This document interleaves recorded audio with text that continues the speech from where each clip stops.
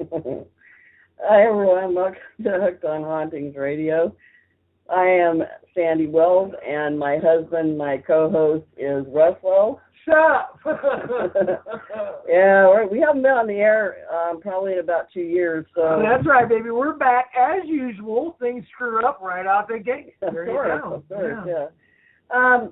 I want to reintroduce ourselves. Russ and I have been paranormal investigators for 34 years. We've had 2 different radio shows, Dark Moon Rising Radio and Parrot Explorers Radio. And now we are going into a new venture called Haunted Quest USA. Beginning next spring, we're going to be traveling the United States, going to different haunted locations, doing reviews.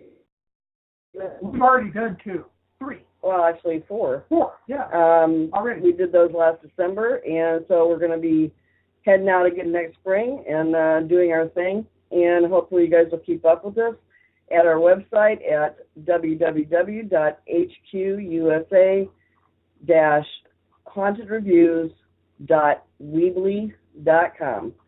And, yeah, I mean, that website has got so much stuff on there. And, by the way, if you have any ghost stories you'd like to submit to us, please do so on the website. And also, if you are a paranormal author or you have some books out there for sale, contact us on our website. There's a link on there where you can just click on it and you send us an email on them. And we'll be glad to promote your books and whatever else you do in the paranormal genre. We're working on our itinerary right now, but one of the first things that we're going to do is the 11 western states. First starting with heading down the Pacific Coast highway, of course, and doing Highway 101 and looking at some ghost towns and old abandoned places and whatever else we can find along the way, hotels maybe. Well, California is a big state. We've only done a little piece of 8 of the, the northern, San Francisco. Yeah, we went down as far as San Francisco. With David and Sherelle Baker, our good friends. Love them. Yeah, good friends. We're going to be going past there down towards Los Angeles. We're going to catch up with Route 66. We're going to do the Route 66 thing and go all the way across the country and up into Chicago. And we're going to be visiting some friends there that we have and maybe doing some investigations along the way, actually. Going to be doing a lot of interviews and, things that will keep you guys interested and hopefully get you some evidence along the way as well.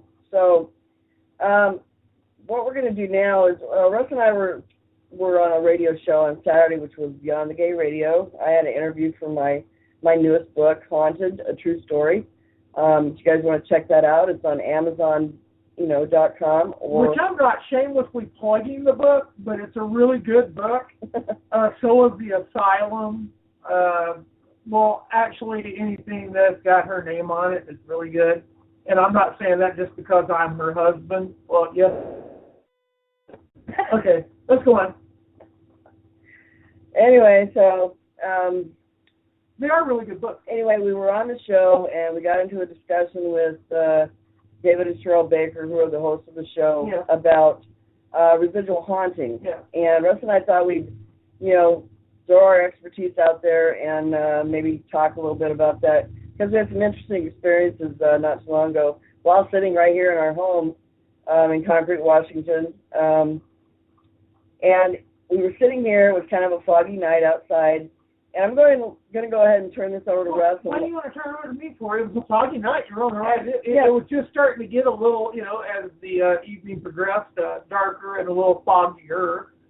And out of nowhere, we heard a foghorn, as clear as day. It was very loud to us, and we don't have any. We're kind of away from the coast.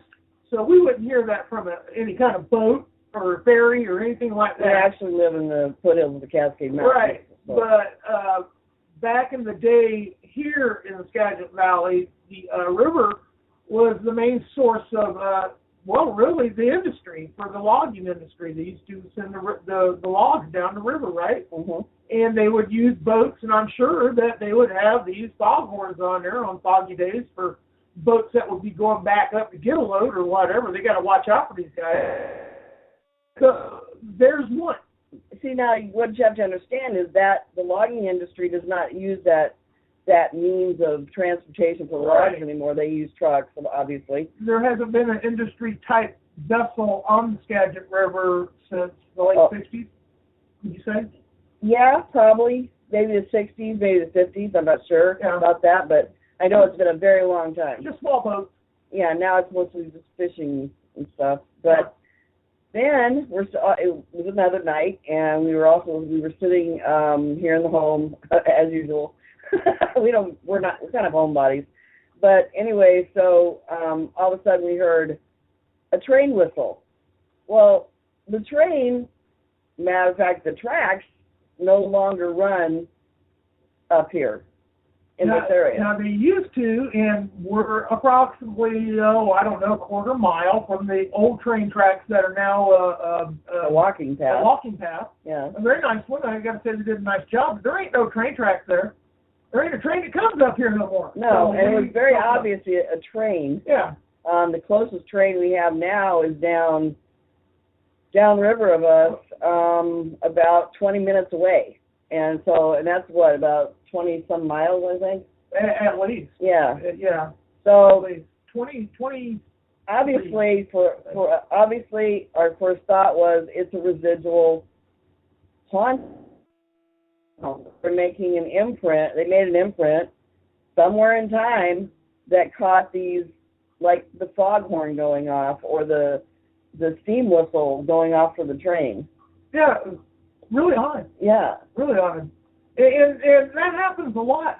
We can talk about another one real quick, the Oxford. Mm-hmm. We have that police officer down in the bar area that is backed up by fact. This isn't just folklore. He died down there. Then the only thing is, actually, he died crawling up the stairs. Up the stairs. Was he shot or stabbed is the only discrepancy in the story. But we got the photo of that ghost that's on the stairs. That's residual. He's never going to go anywhere until he can cross. Mm-hmm. He's always going to be on the stairs trying to get away from this killer. Now, I disagree with Russ on that because what do you think he's doing? I think he's an intelligent haunt. Well, you did look at me. Because normally if it's a residual, you won't get photos of it. People will see it, but I've never seen a residual haunt caught on camera or video. Have you? No, better. So, good point. I mean, but residual haunts, basically, if you don't know, most of you do by now, but if you don't know what a residual haunt is, it's something, a piece of time or energy that was caught. How, we don't know yet, but it was caught in time and it replays itself over and over. Like, just, for instance, you see an apparition of a woman walking down a hallway, and she does the same thing at the same time every single day, and that's what you're seeing, kind of a loop over of time. It just keeps replaying itself and replaying itself. Exactly.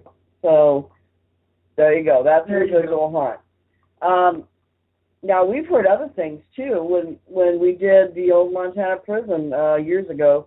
That place scared me. It still scares me. I'm sorry. If any investigator, I'm sorry how tough you are. I don't care how tough you are. If you say you ain't afraid of something, there's something wrong with you. I said that for a long time. They can't hurt me. Guess what? I was wrong. Go ahead. Anyway, so in Montana prison, the first time that we investigated it, we captured an enormous amount of evidence, and one of those pieces of evidence was, okay, let me give you the backstory real quick. Back in 1959, there was a riot. The deputy warden was murdered, and two prisoners took a bunch of, actually it was 4 prisoners, took a bunch of the guards prisoner and put them in a cell.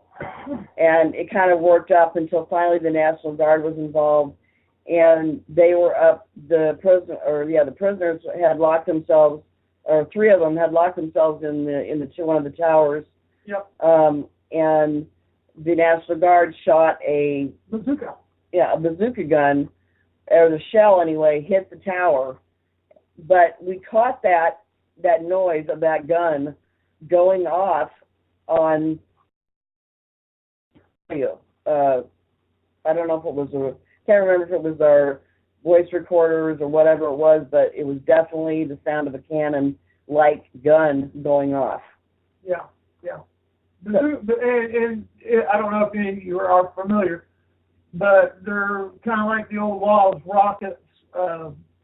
They're very loud, and when they make impact, they're very loud. So I mean, right. when they leave their barrel, the whole event's pretty loud. And yeah, we thought that was pretty clear. You know, I was just sitting there thinking. Well, actually, when we did this home in Seattle, I'm not going to mention any names because it is a private home. But when we did it, there was a story by the owners that on the stairwell at night sometime between 11:30 and 12:30 at night, there was like a very violent argument on the stairs. And so what we did, or what Russ did, since he was our tech guy, he set up our cameras so that it had those stairs completely, video for our DVR on those stairs. And I don't know, remember 11:36 according to the reference for the time on the DVR. And we captured this very unusual anomaly. And after we caught it, we had never seen anything like it before. So what we did was we took our equipment, our DVR system, the camera, the video, everything. That was in the DVR, but all the equipment was turned over. Everything was turned over to a production company in Seattle. In hopes that we could explain what. Well, I thought something was wrong with it. There again, you got to wonder, what did you just catch? Yeah, exactly, because it was very unusual. I never seen it. Was like almost like a vortex. It was colored because of the RGB scope of it. And pulsing.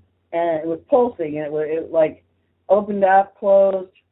An orb shooting out of it. Yeah, an orb shooting out of it, and it backed up, and it went up against the wall, opened, closed, and disappeared into the wall. And that was something like we had never seen before. So, like I said, we took everything to the production company. They went through every piece of our footage, the equipment, everything, had everything tested, and they could not recreate it or explain it. They would not tell us on the record as a ghost or had anything to do with paranormal. Isn't it funny how people don't want to lose their jobs saying silly stuff like that? Yeah. But then what they did say was that it was an anomaly. It did happen. Yeah, they could not explain it. Yeah, they couldn't explain it. Whatever we caught actually happened. So thus, whatever you cannot explain, we have to put towards the paranormal. Now you had a world-renowned psychic. Yeah. And you were on Montel Williams' show. Yeah, I was on and what did that psychic say? And I know you probably don't have agree with her totally, but she said it was what? No, she just said that the house was definitely haunted. Yeah. She said there were several spirits, and I can't remember exactly what else she said, but she was incorrect, and I'm not going to mention who this was, but she's very world-renowned, but she's passed now, and out of respect. Out of respect, I don't want to, say her name. But anyway, so, yeah, I mean, residual haunts happen all the time. Not everything is intelligent, which intelligent haunt means that it's active. It's an active ghost that roams the house or right. Whatever. Right. Yeah. So that's what we think about residual haunts. Anyway. Now I want to ask you, where do you want to go when we what we're going to do is we're going to go and we're going to find these places, and they ain't going to be places anybody else has done or even know about. We're going to actually talk to the people without, the film crews around us and all that crap. It's just going to be us. Yes. And, unless we bring some friends along the way, which we've been talking to people and they say, oh, I want to go here, I want to go there. Well, that's fine, but if you want to come along with us on a ride in your local area and you know some great haunts, please contact us at USA.hauntedrevies, REVIES, at gmail.com. And we would love to hook up with you when we're heading out. And if you tell us where you're at, that way we can kind of plan to come and meet you. We would love to meet you, your team. Oh, yeah. Investigate with you if you have a cool place you want to go. Would love to go there. Would love to interview your crew and get you on our videos that we have a YouTube channel. We openly share all of our material and what we know and what we found out. Yeah, because we're not really sure. We're not in competition with anybody. No, so, that makes it easy for us. It's just us. And we're not trying to be famous or anything. We just want to share what we get, because a lot of times, I don't know about you guys, but a lot of times it's really hard to get out and drive 100, 200 miles to an investigation. Even though the gas prices are going down, doesn't mean it's all that less expensive. So or time consuming. Yeah, exactly. Wear and tear on your vehicle. And the only reason that Russ and I can do this is because, one, I write and I get a little bit of income from my books. Russ does some wood carvings. We make a little bit from that. And one more thing: if by chance you're an author, you're a paranormal team, you're a filmmaker, if you want some advertising space on our website, go to our website, look at the ads. I can't think of what I called it, but it's the ad page. Look at me. It's the ad page on our website, and look at the rates. Very cheap, very, very cheap. And for $2 extra, you have the choice of what page you want your ad to go on. So go look at that and see what you think. You know where I want to go? That's another way how we're going to support our travels. And so we are going to be doing some events next year, simple events like fan ghost hunts or whatever. Oh, we'd be happy to speak to groups too. Yeah, we love to come and speak with your group. Give them our insight about paranormal investigations, especially if you're a new team. Want some insight? Hey, Russ and I have been doing this a long time.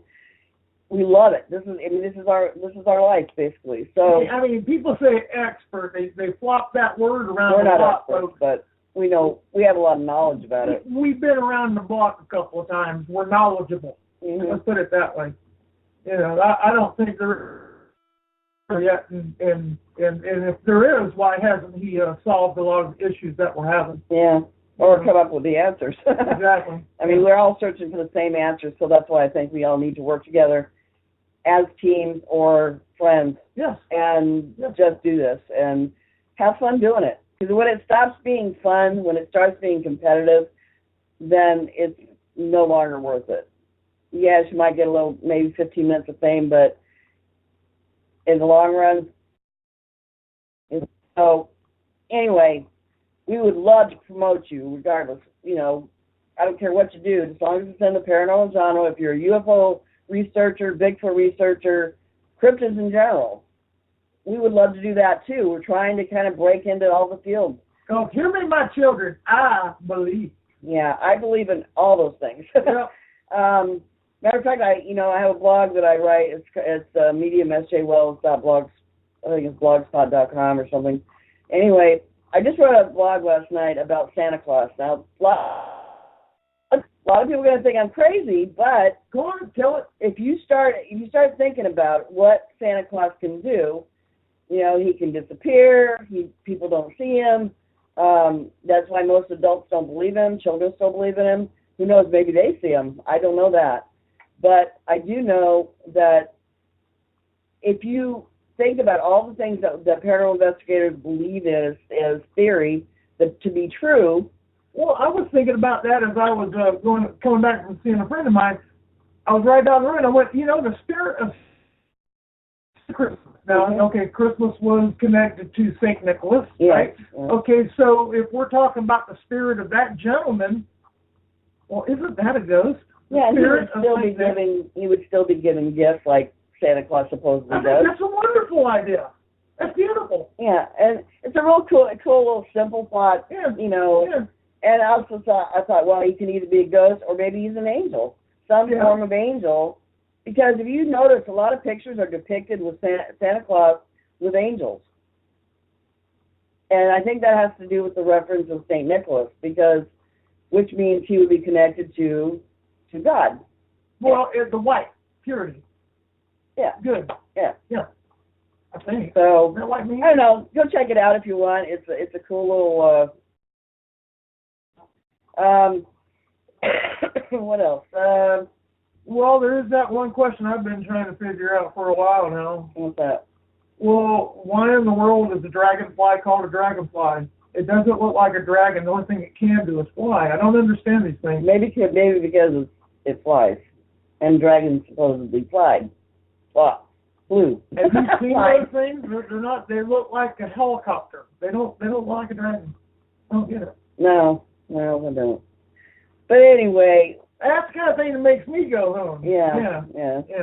But anyway, so on Friday we'll be back with a regular show. Yeah. We're only going to be having 30 minutes early through the Christmas season.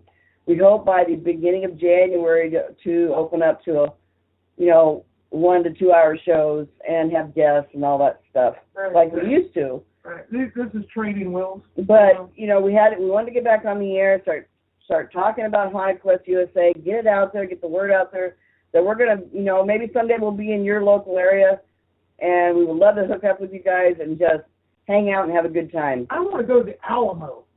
Yeah, we want to go to a lot of places. I mean, I've heard about ghosts at the Alamo. I've seen it on TV and stuff, and I just like to go take a tour, not do a real investigation, the way we do. Yeah, you know what, though? The thing is about what it's mostly going to be us taking tours of places. Now, I don't know about you, any of you guys listening, but when we've done several tours and gotten some really good evidence off tours, doing tours. So, if you're just breaking into the paranormal field, that's a good place to start. When you're looking at your videos, especially Sandy here, when she goes in her picture mode, she blows up and she's examining all areas. You really got to look at your evidence closely. Yeah, very important. Now, you're going to be zipping through your photos that you take. That's a good point, Russ. Yeah. Whenever you do, I don't know about you all, but when we go in and do an investigation, we come home with 500 photographs we have to go through between Russ and I. Well, then there's the 6 cameras running at, say, 7 hours, 45 hours of film or airtime to watch. Yeah, that we have to go through. That'll make you go blind. But anyway, when you're looking at photos, analyzing your photos for evidence, make sure to start on the 4 corners first, then focus your eyes in the center, because if you're not focusing on the whole picture or the whole photo, you may miss something. Russ got a photo at the Oxford Saloon in Snohomish, Washington, of a ghost on the stairs, which we were just talking about earlier. Yeah. He took 10 photos with an anomalous something in it, which we feel is the ghost of the police officer that died. But anyway, I didn't see that for a week, just because I didn't focus in on every detail of the photo. So make sure when you're doing, you're analyzing your photos to look at everything in the photo. I don't care if it's a tree, because everything, the biggest things are going to stick out the most at you. Yeah. You're not going to notice the unusual little things that you can see. And when you're going to post evidence, maybe you say you got a ghost or something, and you think you got it, have your stuff checked over on every one of the major hits that we've gotten. We took our evidence to professionals. and had them try to explain it or recreate it and to help us understand what it is. People can miss it. It's like that one picture in the graveyard you did. Zoomed in, we thought it was a ghost. Yeah.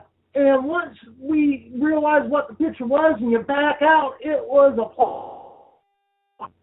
plastic jug. A plastic jug. A white plastic jug hanging on the hook. I'm telling you, it looked like a dang angel to me. It did. When it was zoomed in. Yeah, it did. Crazy.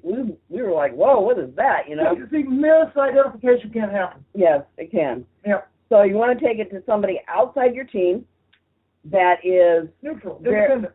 Independent of you guys, and then have them look at it and see what they see.